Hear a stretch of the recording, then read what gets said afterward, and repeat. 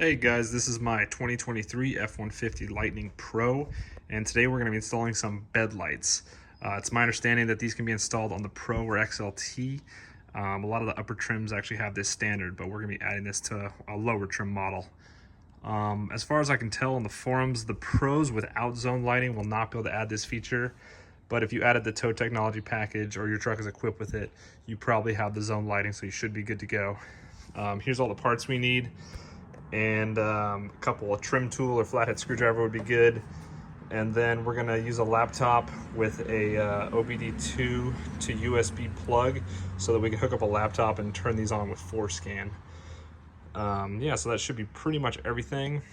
And then first up, let's pull these plugs out for both the switch and for the light. And there's one on each side for the lights and one switch on the left side.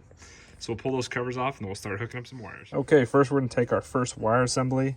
This is the one with three plugs, two on one end and one on the other. This is going to be the switch right here. This is the light. And then this is going to actually plug into the wiring harness of the truck and give us power and control and all that. So first we're going to feed this end through and through this hole right here. Plug it into the light, plug it in the switch, push these back in, and then this side's ready to go. So here we go. Wiring harness is in, switch hooked up, light hooked up, and then we're just going to pop these into place basically. And then more or less the same thing on this side, but no switch. So we have this harness, which only one plug on each side. One side of the light, one side fish it down there, and then we'll plug it into the truck. Okay, we are on the driver's side in the rear. Here's the rear bumper, here's the sheet metal on the quarter panel. And then now we have our wire that we fish down here. And here is the plug that you need to plug it into. The pin is right here, so you push down on that, and this should pull right out. I've already done it, so this comes out. We're gonna plug this in.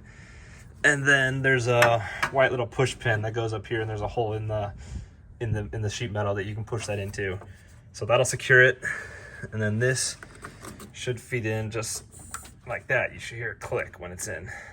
So this one's good. Let's move over to the other side. Okay, we got the other side hooked up.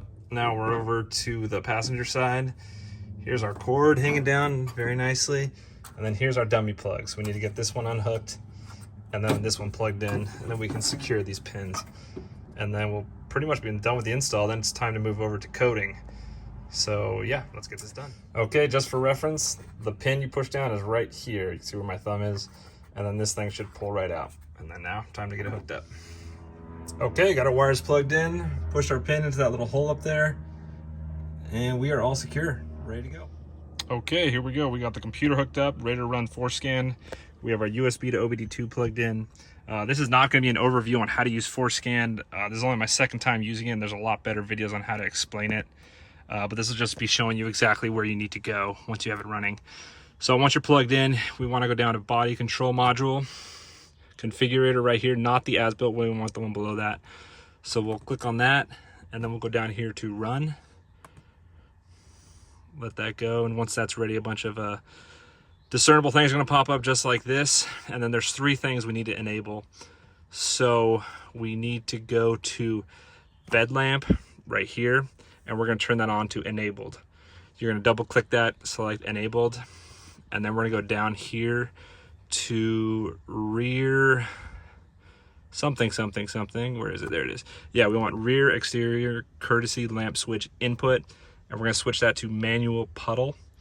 And then the third and last one is rear exterior courtesy lamp type, and switch that to bed lamp. Once you do that, click on right, and then we can stop, exit. It should ask you to cycle your ignition, so press the button on and off, and then you should be good to go. Let's go see if it works. All right, here we are in the back of the truck. Let's hit it. Bingo. We got both lights turning on. Press it again, and then they will fade out. One little thing on note, this is not an OEM part. This is an aftermarket light. It's a little bit cheaper. You can get them on Amazon. I'll put links for everything in the bottom. I'll also link the OEM one if you want to go that route. This was, I think, like $40 cheaper. And it's not going to be used that often. I'm really not worried about it breaking. And if it does, I'll replace it and I'll be out the money. But oh well. So yeah, hope you guys enjoyed. Hopefully this helps you guys soup up your own trucks just like I did. And yeah, if you have any questions, let me know in the comments. And I'll see you guys on the next one. Take care. Bye. Oh, one quick thing I just wanted to note.